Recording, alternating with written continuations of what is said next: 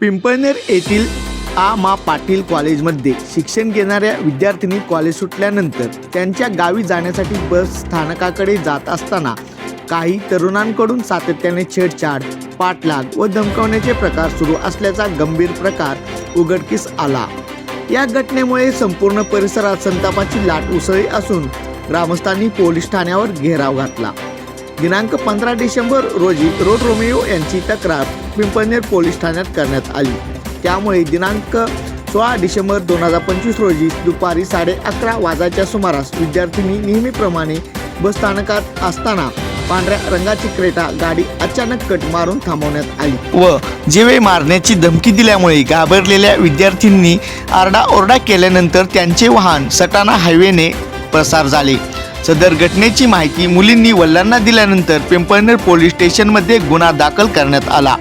मात्र ताब्यात घेतलेले काही आरोपी पोलीस ठाण्यातूनच फरार झाल्याचा आरोप ग्रामस्थांनी केला आहे। मुलींच्या छेडछाडी प्रकरणी पोस्को कायद्याने गुन्हे दाखल झालेले आहेत। आरोपी फरार झाल्याच्या निषेधार्थ महिलांसह ग्रामस्थ मोठ्या संख्येने पोलीस ठाण्यावर जमा झाले।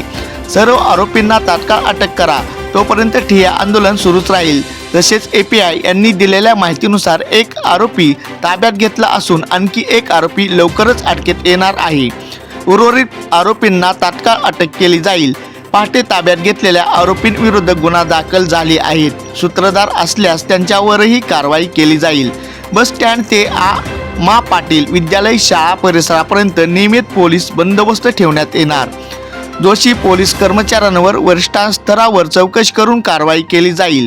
मुलींच्या सुरक्षिततेची कोणतीही तडजोड होणार नाही असे आश्वासन पोलीस अधिकाऱ्यांकडून देण्यात आले आहे। महापोलीस रॅपिड न्यूजसाठी रावसाहेब शिंदे, धुळे। सर्वप्रथम या ठिकाणी काल जो प्रकार घडला तो अत्यंत निंदनीय आहे। शाळेमध्ये जाणाऱ्या विद्यार्थ्यांनी काढण्याचा प्रकार घडलेला आहे।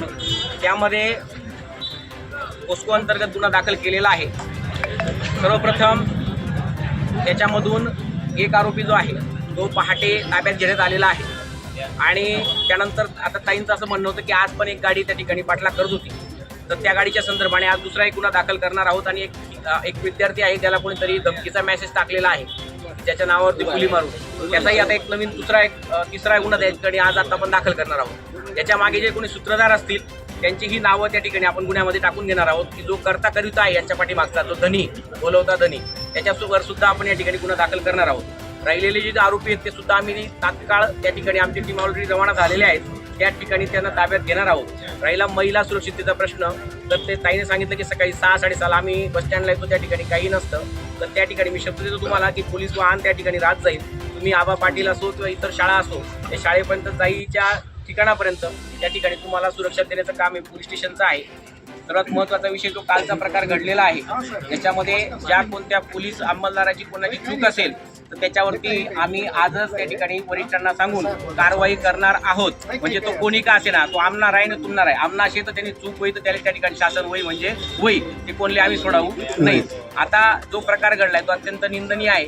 माझं एवढं सगळ्यांना विनंती आहे की त्या पोस्को अंतर्गत कोणत्याही विद्यार्थ्यांचं नाव या ठिकाणी उघड करू नये, कारण त्या ठिकाणी तो विषय गंभीर असतो आणि आज सुद्धा ज्या विद्यार्थ्यांची फिर्याद आपण घेऊ तिचंही नाव कोणी उघड करू नये। बातम्या व इतर अपडेटसाठी महापोलीस रॅपिड न्यूज यूट्यूब चॅनलला लाईक करा, सबस्क्राईब करा आणि हो, बेल बटन दाबायला विसरू नका। याने काय होईल, आम्ही जे नवीन व्हिडिओ अपलोड करू ते आपणास मिळून जातील। तसेच आपल्या भागातील व्हिडिओ, बातम्या आपण आमच्या ऑफिशियल नंबरवर पाठवू शकता। धन्यवाद।